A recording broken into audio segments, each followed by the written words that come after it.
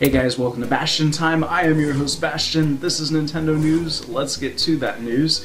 A lot of people have a lot of really interesting ideas about Majora's Mask and about how it's not really what you see happening, but it is meant to represent something. Like, a lot of people thought, oh, Link is dead and this is some kind of afterlife, or that it represents... There was this big article series, I think on Zelda Universe back in the day, about how Majora's Mask represented the 5 stages of grief.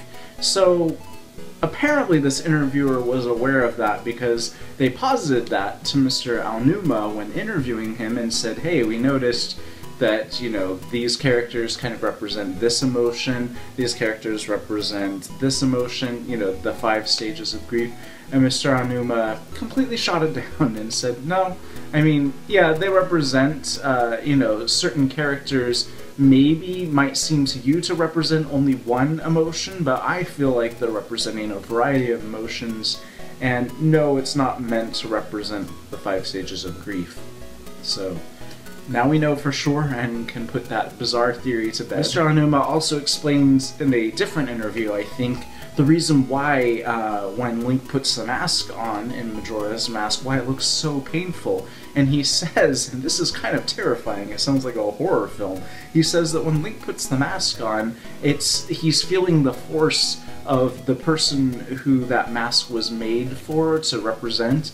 He feels that person's spirit invading his physical body and taking over. So that's chilling. It's kind of terrifying. So that's why it's painful, is because something physical is actually happening there. The interviewer said, okay, well then if these masks are for these specific people, who is the fierce deity? Where did this mask come from? And Mr. Aonuma was careful to say that this was just a suggestion and not a definitive answer, because I guess they don't have a definitive answer, but he kind of made up on the spot, it sounds like, that the fierce deity's mask is all of the people of Termina, so now we know.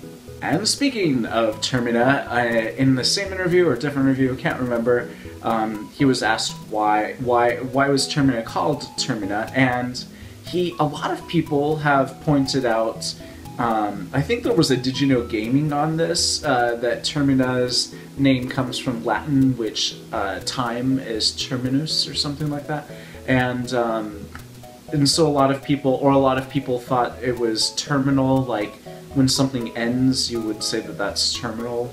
But Mr. Aonuma says that it's none of those things, and it's just simply a terminal is a place, like a terminal in an airport or something, like you travel there for a while. And so yeah, that's not nearly as cool as the other family ideas, but it's the official one. And he was also asked where did the name Majora come from, and he has something very interesting to say, which is Jumanji, if you are familiar with that movie. I think it was also based on a book, yeah, a picture book. It happened to be the favorite book of one of the producers, and he combined his name with the word Jumanji and came up with Majora. He like mixed up the letters, and so that's where Majora came from. Now we know. Anyways, that is it for this episode of Nintendo News. See you guys tomorrow for more news. Bye guys.